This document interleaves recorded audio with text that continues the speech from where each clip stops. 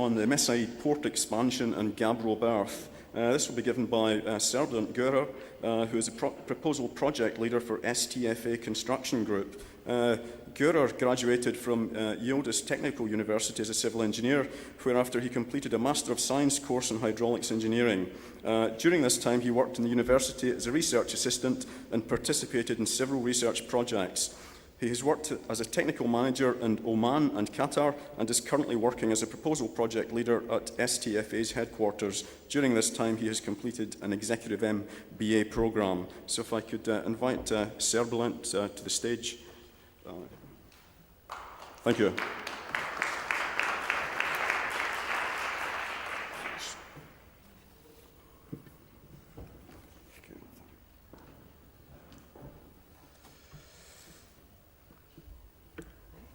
Good afternoon, ladies and gentlemen. I'm representing STFA Construction Group here, and I just want to show you some colorful pictures from the black and white construction works.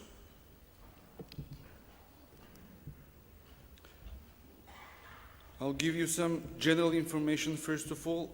The project was located at Mesaaid, and the project was consisting of the key wall construction, the revetment works, mechanical works, electrical works, and the dredging works.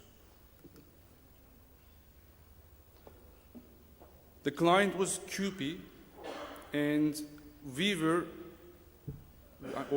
formed a consortium with JDN, who was our dredging partner, and the project start date was the 1st of May 2008, and the finish date was 30th of April 2010, and the duration was 24 months. And in this project, we worked together with ECAP, which is a sister company in STFA. And since this was an EPIC contract, ECAP has made a good job for us, and they completed all the projects during the project. And our main subcontractor was Hyundai, because we procured the Gantry Cranes, which were in the scope from Hyundai. And another subcontractor was ABB. We worked with them for the electrical infrastructure in the project. And then there was DHV, who worked as the wetting engineer during the project. In fact, that project did not include any wetting engineer, but we preferred to have that facility to prove the soundness of the engineering works. And then there were some other small size subcontractors in the project. I'll give you some kind of technical information now. It was a gravity key wall and made up of with the precast blocks.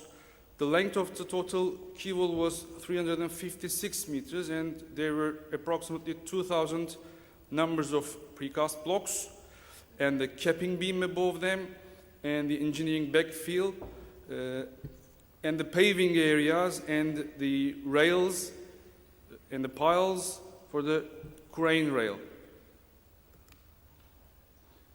As you can see, the project layout, the existing port was dredged to -13, but in our scope there was the deepening of the existing basin to -15.5, and the new basin was also dredged at 15.5. And this is the Berth 3 layout. The hatched area is the paved area, and you can see the rails on the berth area. The dredging works were taking place. I mean, it was a major work in the contract, and as you can see, the stock areas were more or less coming to the area, to the new Doha port, I think. And I'll tell you about the method of construction works. And on the left side, you can see berth number 2, and the right one was berth number 3.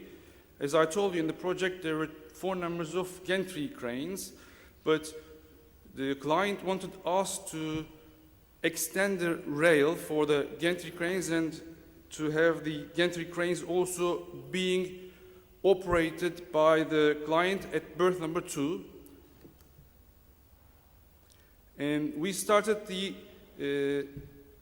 dredging of the trench, keywall trench, which was done by our partner, JDN. But then, in order to avoid any kind of siltation, we made a cleaning before the placement of the blocks. And right after the cleaning of the seabed, the trench I mean, then we placed the rubble mound and the single size material, the bedding material for the blocks with a frame from a barge by means of divers. And since there was a completed key wall, berth number 2, we had to make a kind of a merging of two berths, and that points were made by trami concreting. And then we continued for the block placement. The heaviest block for the key wall was 120 tons, which were the very bottom blocks. You can see the blocks progressing. And then the backfilling of the key wall. We did it from the backwards of the key wall with the barges. And then the in-situ capping beam was progressing as well. We preferred to use a traveling formwork.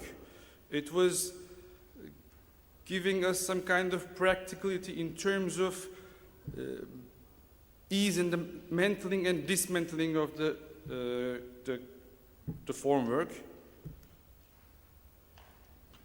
And as you can see, the backfill was finished over there with the filter layer and the geotextile on top.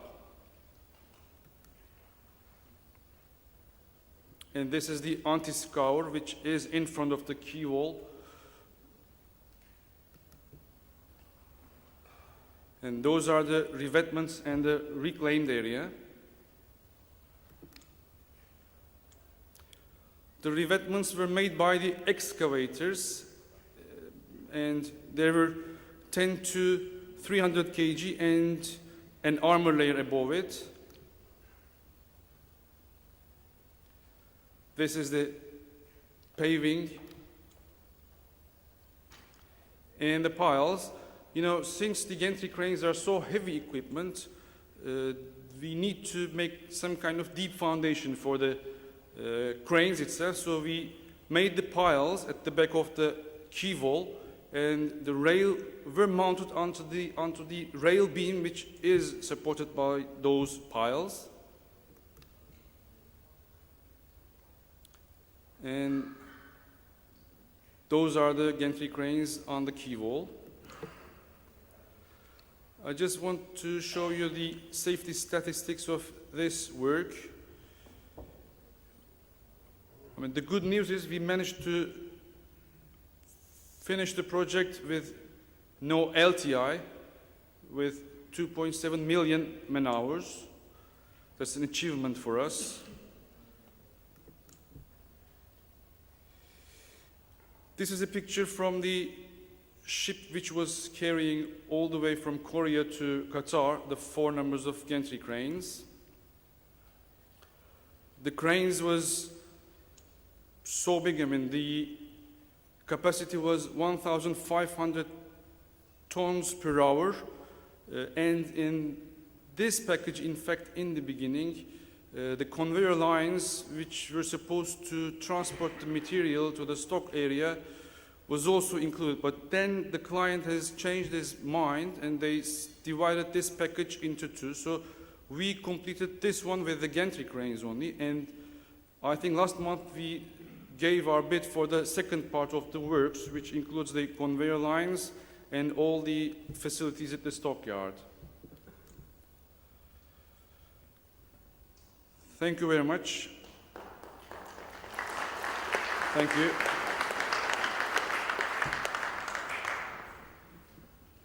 Should I sit here? Great, thank you. Would you like to take some questions? Or? As you wish. I mean, I can take it now or in the panel.